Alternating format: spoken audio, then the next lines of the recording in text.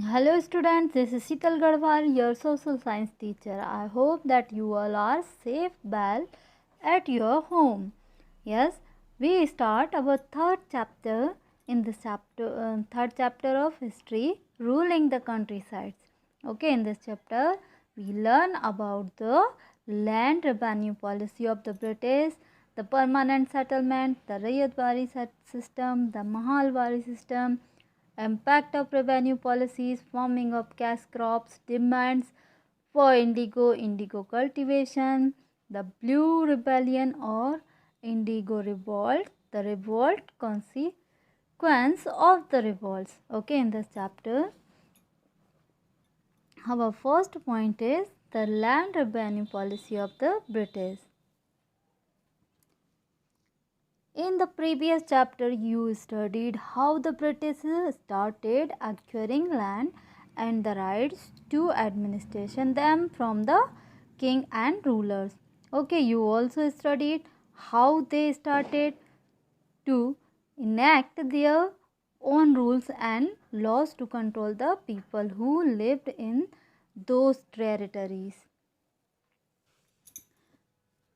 Yes, student, in the early years of settlements and kingdoms, the king had to maintain armies as well as the administrators. For this purpose, there was a system of contribution is kind, food, grains, agriculture produce, etc., or in each case, by the citizens toward the king's treasury. Okay, so it was an acceptance norm considered as a fees for security from invaders and relief in time and famines and floods. The kings and revenue collectors who used to grow around the territory and collect this revenue on behalf of the king. Revenue policy of the British. Okay, in this is divided in two or three categories. First one is the permanent settlement, second is Royatwari settlement, and third one is Mahalwari settlement. Yes, student, what is land revenue system? Yeah, the land revenue system means the British intention was to gain profit more than bringing administration in India. So, the British had introduced many noble practices to collect tax on land. This is land revenue system. Permanent settlement. Okay. The permanent settlement means the settlement was made with the zamindars who collected revenue from the peasant and handed over a fixed amount to the British. Okay, in this system, the zamindar was required to pay a fixed amount of revenue of the company every year.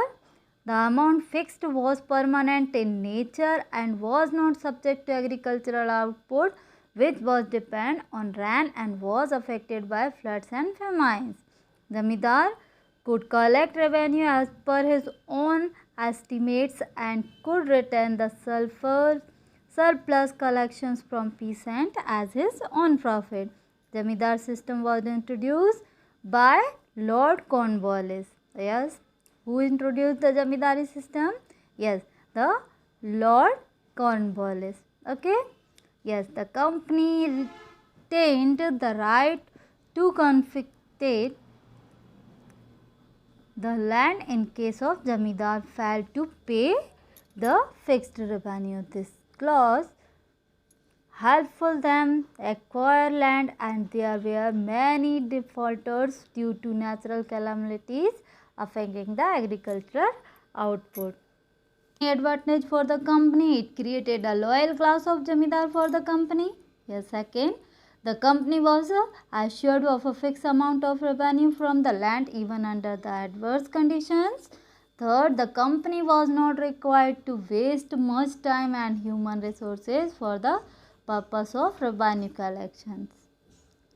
And revenue policies of the British affected the agriculture also, like unable to pay tax, loan from moneylenders, high rate of interest, loan of mortgaging agricultural lands, and could not pay back loan was seized by the moneylenders. One is Rayatwari system. Yeah, the Rayatwari system means there was no uniform land revenue policy in the whole of India. The Rayatwari system was introduced in Bombay and Madras, okay, presidency. It was started by Captain Alexander Red and later on developed by Sir Thomas Munro. Okay, the system derived its name from the word Royat. Okay, Royat means a cultivator or a peasant. Yes, in this system, cultivators were recognized as the landowner and land revenue was directly taken from the official appointed by the companies. Okay, the land revenue was raised after every 30 years. This system also had its merits and demerits. Okay, yes, merits means, yes, in this system merits are the peasant became the owner of land and were free from exploitation by the zamindars. Second, the company gained financially as it could increase the land revenue. Demerits, in most cases, the land revenue was exorbitant, okay, exorbitant, and it was as high as 50% of the produce of the land. If the crops failed, they had to take a loan from the moneylenders, which left the cultivators at the mercy of the moneylenders. Okay, in many areas, the riots fled the countrysides due to their inability to pay back loans. Okay. Yes, third one is Mahalwari system. Yes, this system was introduced by Holt Mackenzie in 1822 in the northwest provinces, okay, part of Punjab and part of central India. This system derived its name from Mahal, which means a village or an estate.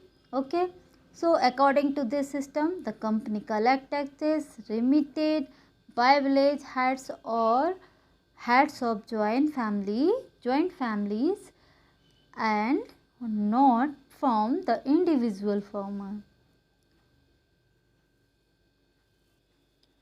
Yes, student, farming of cash crops. Yes, cash crops are grown with the purpose of selling in the market to get money. The British forced the peasant to grow indigo, opium, jute, tea, sugarcane, etc. These crops were grown with the purpose selling in Europe for a huge profit. These crops were grown on a large estate which were called plantation. Okay, and their owners were called plantators. Okay, students. Indigo movement during British rule in India. Okay, so demand for indigo. Indigo has been an important source of blue dye for thousands of years. There are over 300 species of Indigofera growing throughout the tropics. Okay, Indigofera yields indigotin. Okay, one of the most colorful natural dyes. Yes, compatible with all fibers like wool, cotton, silk and lichens. Stabilize commercial and cultivation and production of indigo in India. Initial plantation began in 1777 and 1788. Most of the production of indigo purchased by the East India Company originated from Bengal, and the system became deeply exploitative from 1837 when planters were accorded permission to own lands. Okay, vast quantity of indigo were concentrated around Bengal. This area was the focal point for processing the trade. Plant of indigo flowers. Okay, yes, indigo cultivation. There were two systems of cultivating indigo. Yes, two systems of cultivating indigo. First is niche system and second is royalty system. Okay, niche was a system of indigo cultivation wherein the plantators produced indigo on lands that they directly controlled. Okay, They either owned the land or took it on hire and cultivate indigo with hired peasants. Yes, students, the problems with this system, indigo indigo could only be cultivated on fertile lands, but these areas were densely populated and hence only small plots could be acquired. Okay, this made it difficult to expand the area under niche cultivation. They attempt to lease in the land around the indigo factories. While doing so, they evicted the peasant from the areas. Peasant eviction always created online conflict and tensions. A large plantation require a large number of workers.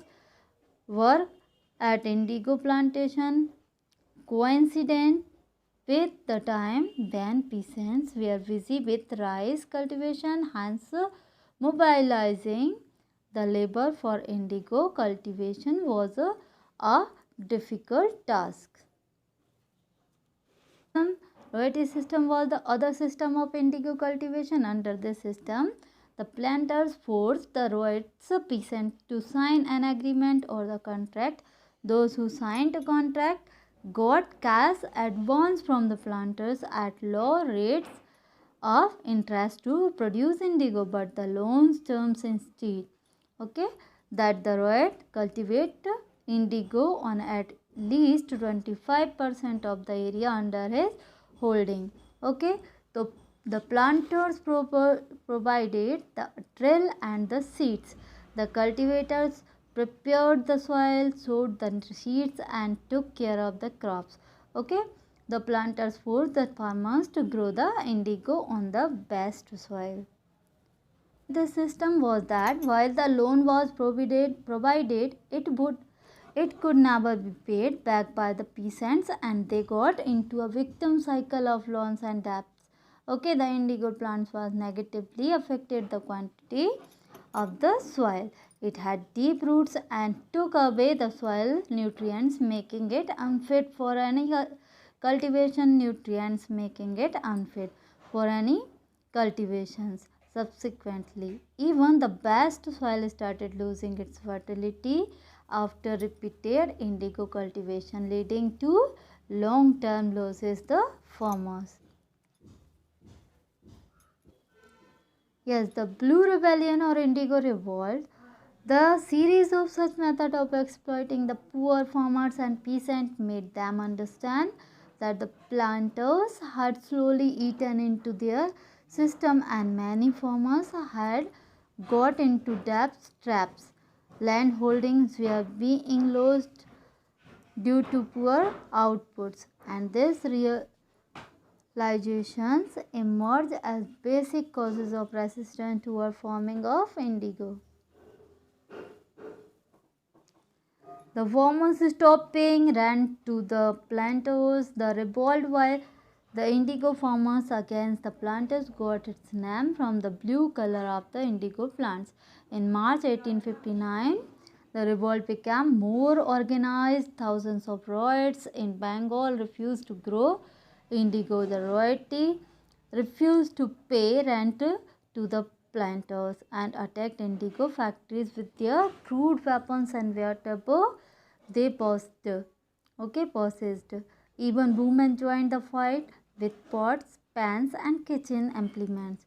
The resistance was made by force from the planters by their employees, the Gomastas. Were beaten up. The Rhodes swore they would no longer take advantage to sow indigo not to billiard by the planters and rothials, the employees who carried sticks to beat up the peasants. Class and the educated supported the peasants wholeheartedly. Harish Chandra Mukhopadhyay and Dinabandhu Mitra were the forerunners in publicizing the states of the indigo farmer of the local media. The revolts started from district of Nadia, where Digambar Biswas and Vishnu Chandra Biswas first took up arms against the planters. Okay. The revolt was ruthlessly suppressed. Large force of police and military backed by the British government and zamindars. Okay.